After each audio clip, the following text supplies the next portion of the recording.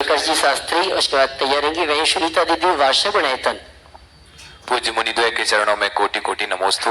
मंचासीन इलक जी मुनिराज, इलक जी महाराज जी और छुल्लक महाराज के चरणों में कोटि कोटि इक्षामी। बालकवत निर्विकारी यथा जात मुद्रा के धारी, होते हैं जो पग विहारी करपात्री एका आहारी। निर्लेप और निष्काम है जो चलते फिरते धाम है वो, केस का लोचन स्वयं निज हाथ से करते हैं वो। देख कर चौहाथ भूमि पैर तब रखते हैं वो, भेद छोटे ना बड़े का चरण में सबको शरण है। हाथ में पिच्छी कमंडल साधु के ये उपकरण हैं। धरती पर्वत नदियां लहरें और झुकता जिनको अंबर, इस धरा के देवता हैं धन्य है साधु दिगंबर। इस धरा के देवता हैं धन्य है साधु दिगंबर।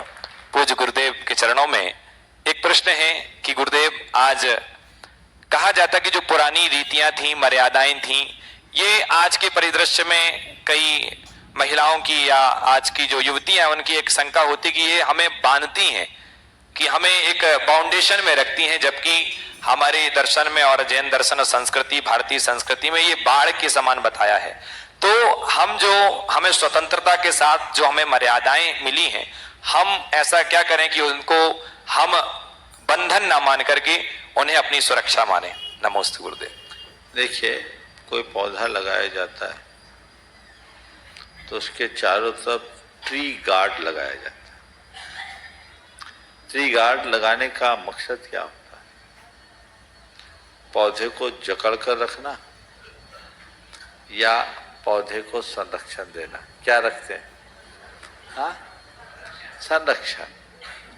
लेकिन संरक्षण देते समय इस बात का ख्याल रखते हैं कि गार्ड भी ऐसे ही रखे जिसमें पौधे को आजादी भी मिले और अंकुश भी रहे। ट्री गार्ड पेड़ के इतने निकट भी नहीं लगाया जाता कि पेड़ हिलडुल ना सके, और बहुत दूर भी नहीं लगाया जाता कि कोई भी घुस जाए। एक डिस्टेंस में रखते हैं कि पेड़ हिल सके, डुल सके, झूम सके, आनंद ले सके और बढ़ सके। समझ गए? तो हमारे यहाँ की रीतियां ऐसी ही ट्री गार्ड की तरह है, जहां अंकुश युक्त आजादी मिलती है, संरक्षण भी है और स्वतंत्रता भी। और यदि इसे हम हटा दें तो उस पेड़ को कोई भी मवेशी चर के बर्बाद कर सकता है, जैसा कि आजकल दिखने लगा है।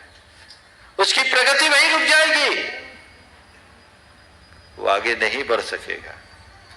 इसलिए हमें चाहिए कि हम इसे स्वीकार करें। रीतियां अनुकरणीय है, कुरीतियों से बचना चाहिए। अगर हम सही रीति, सही नीति को अपनाते हैं तो अपने जीवन में कभी किसी प्रकार का भटकाव नहीं होता। लेकिन जो लोग कुरीतियां अपना लेते हैं उनमें कहीं ठहराव नहीं।